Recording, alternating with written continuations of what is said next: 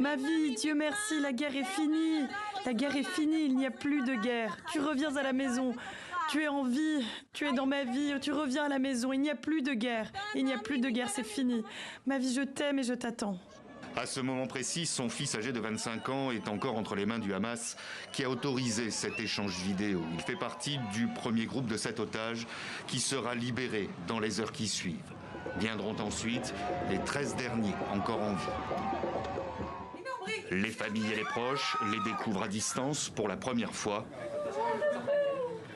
Et puis enfin, vient l'heure des retrouvailles après 2 ans d'attente faite de peur et d'angoisse.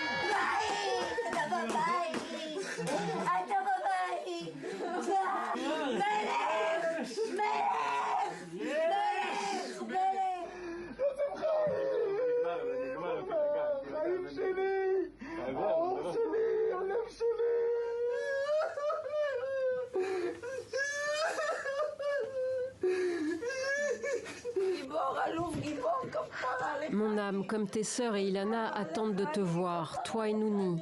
Il est toujours vivant? Bien sûr, ils me l'ont ramené après 4 jours.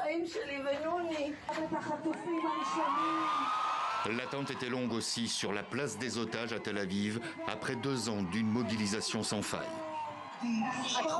C'est la joie, mais nous n'oublions pas ceux qui ne reviendront pas et ceux qui ne sont pas encore de retour.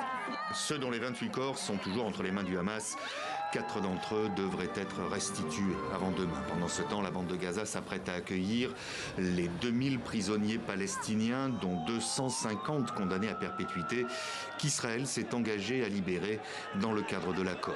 À 32 ans, cet ancien prisonnier retrouve ses proches après 10 ans de détention.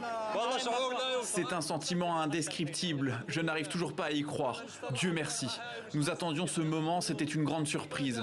Nous avons subi une pression psychologique extrême et on n'y a cru qu'à la dernière seconde. Fin de la première phase d'un accord qui doit mener à la paix.